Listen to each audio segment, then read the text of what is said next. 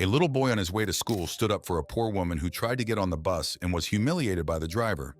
But nobody knew who she really was until the next day when a Mercedes drove up to the boys' school. Stay tuned to unveil what happens next. Don't forget to like, share, and subscribe for more stories.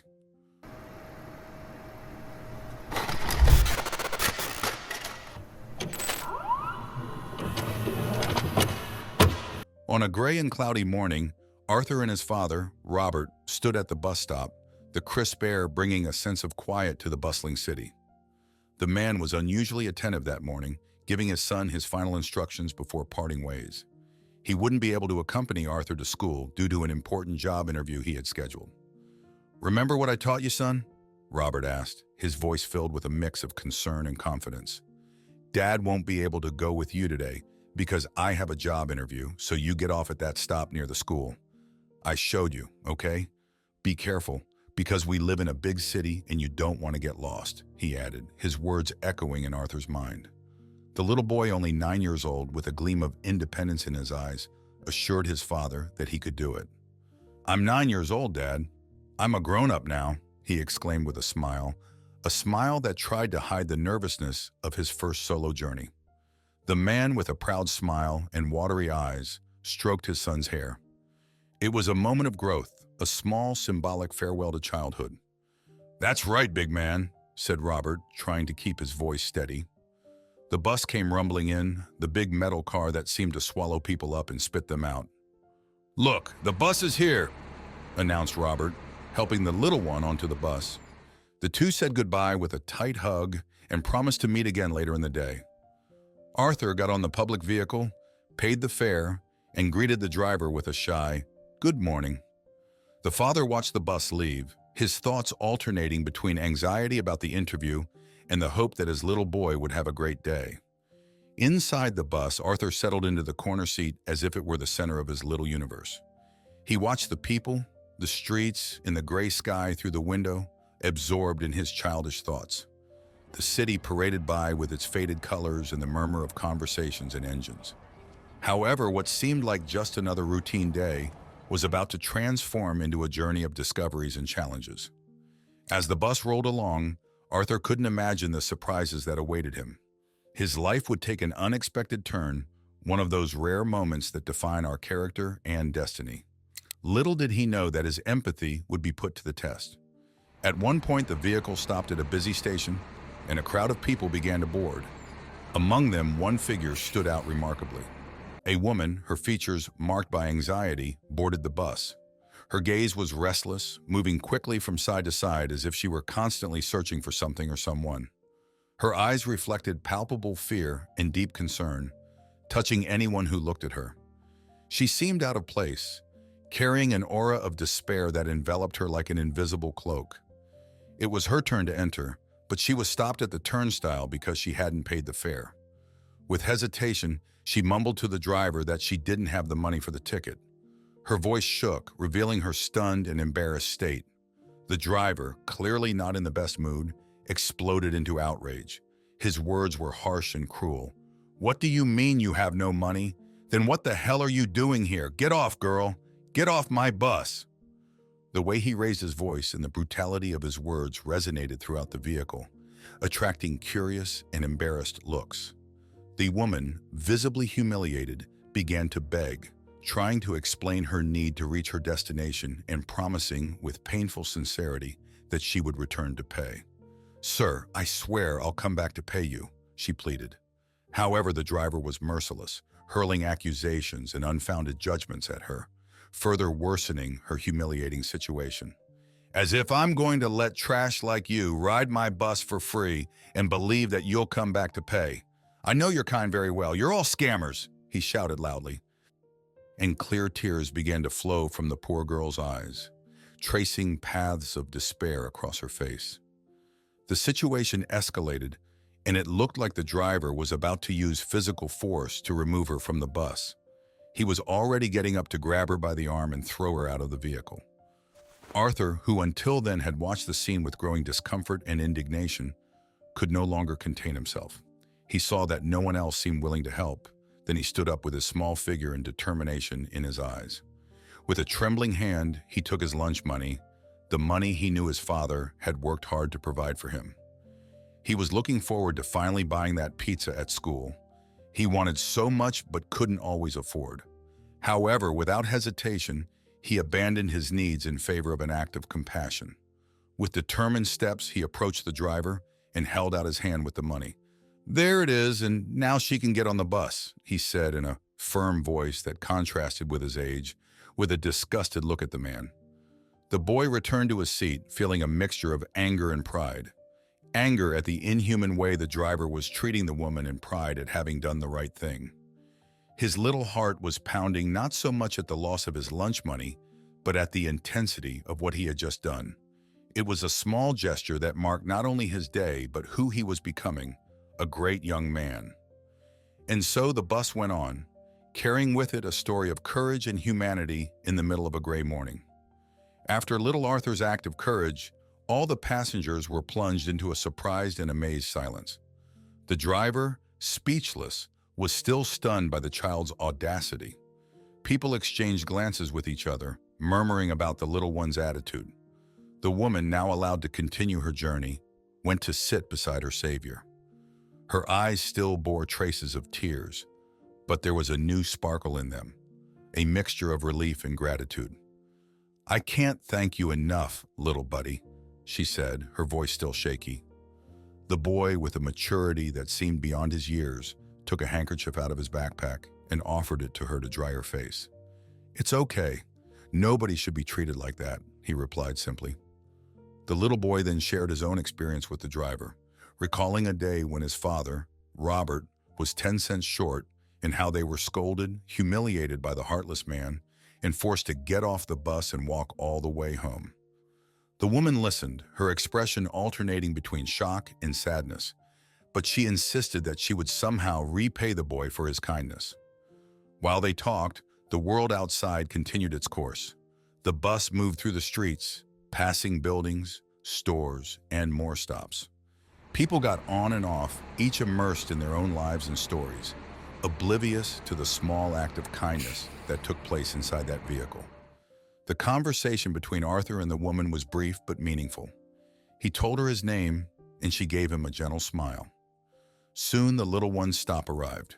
He waved goodbye and got off the bus, walking with firm steps towards the little school. The woman followed his journey through the window until he was out of sight, her heart still warmed by the little boy's selfless gesture. As Arthur walked away, completely oblivious to the impact of his actions, the girl remained on the bus staring at him. No one there could have guessed who she really was. She wasn't just a figure in trouble, a poor homeless woman, or a scammer as the driver had suggested. Her true identity was something that would leave everyone, especially the driver and Arthur, completely petrified of the events that would follow.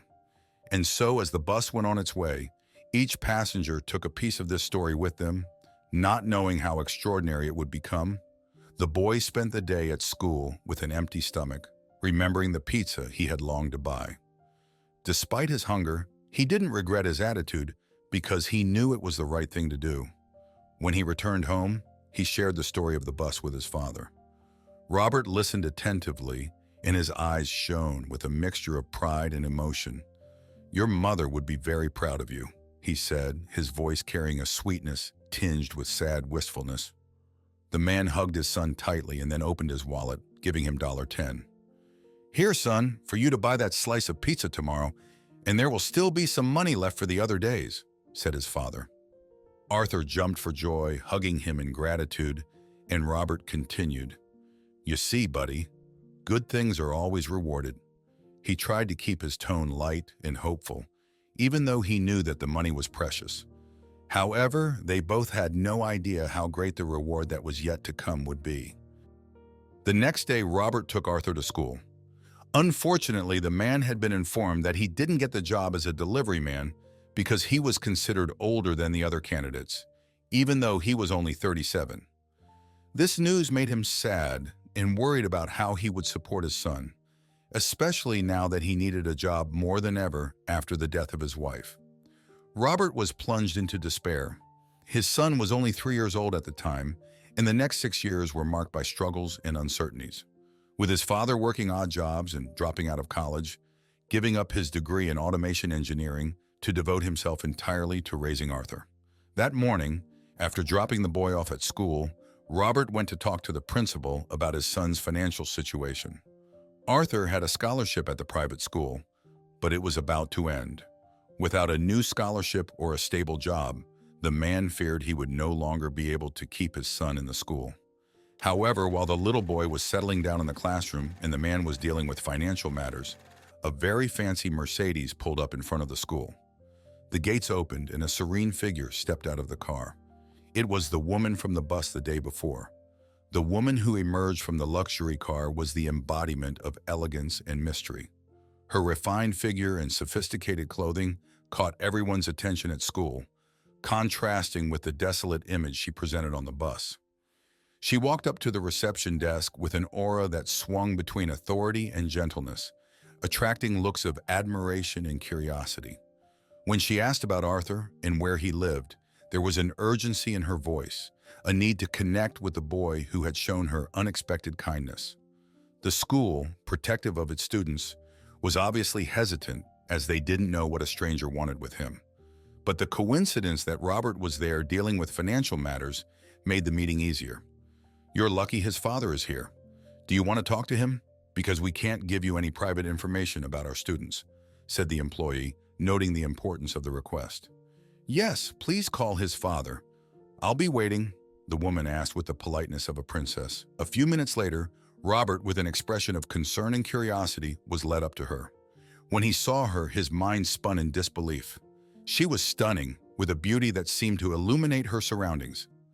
"Mr. Robert," announced the receptionist, "this woman said that your son helped her on the bus yesterday and wanted to talk to you."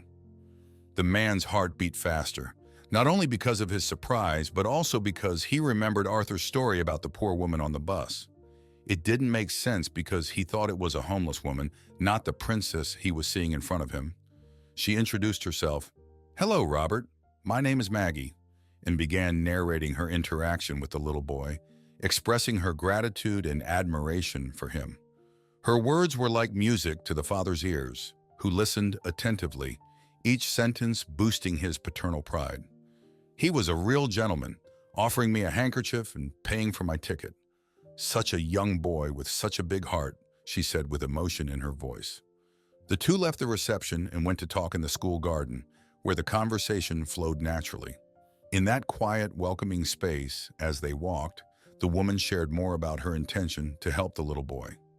She spoke about the importance of education and how moved she was by the situation of Robert and his son, as the receptionist had told her about them while she was waiting for him to arrive.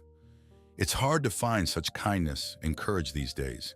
Your son is really special, and you're an incredible father for raising him like this," she said, looking into his eyes. Then Maggie made the offer that would change their lives. "I'd like to pay for your son's education. It's a small way of repaying the great kindness he has shown me." Robert was speechless. His mind struggled to process the generosity and the impact it would have on his and Arthur's future. The man tried to refuse the offer, moved by surprise. "No, I can't accept it. It's too much," he said. But the woman insisted, her determination evident in every word. "Please, Robert, I insist. You deserve it." Overwhelmed by emotion and gratitude, the father finally gave in. Tears began to stream down his face as he fell to his knees on the garden lawn. "Thank you. Thank you so much," he murmured over and over again. Each word a sigh of relief and joy in the middle of that garden, among the flowers and under the open sky. A simple act of kindness had unleashed a wave of generosity and hope that would transform their lives forever. The two of them sat on a bench under the shade of a tree, the atmosphere of the school enveloping them in a welcoming calm. The woman began to tell her story, and each word revealed a reality that sounded more extreme and extraordinary than any fiction. Maggie ROR was the daughter of a luxury car magnate, August ROR. In the previous morning, just before sunrise, she had been the victim of an attempted kidnapping. She described how, by a stroke of luck and determination, she managed to escape from the car in which she was captured, running desperately through the city. When she was already far away, But still fearful of being found, with the crowd waking up to work, she got on the first bus she saw without any money or belongings. The anguish and fear were evident in her voice as she recounted the despair of that moment. Robert listened, each word painting a clearer picture of the woman in front of him. When Arthur helped her, she mentally recorded the location of the school, determined to find a way to repay his kindness. Then, when she got out of the vehicle with the help of a generous passerby, she managed to call her father, who promptly rescued her. The kidnappers were later caught thanks to the city's security cameras, and now she was free from danger. The story left Robert perplexed and amazed. Fate had woven a complex and unexpected web, connecting his son's life with this girl's in a deep and meaningful way. While they were talking, the little boy went out to the playground and found his father and Maggie. His face lit up with surprise and joy when he saw her. "Hey, you're the girl from the bus." After hearing the whole story, the boy was in shock. He couldn't believe what his action had saved her. She invited them to a restaurant, promising him his long-awaited pizza. Arthur jumped for joy, and she laughed, delighted with his innocence and happiness. After that meeting, over time, a genuine friendship formed between them. The woman visited them often, bringing a new sense of family and joy into Arthur and Robert's lives. When she discovered that the man had interrupted his studies, she spoke to her father, who offered him the opportunity to complete his studies and become an engineer at the luxury car company. The lives of that man and his son changed dramatically in ways they could never have imagined. What began as a gesture of kindness on a bus led to a complete transformation in their lives.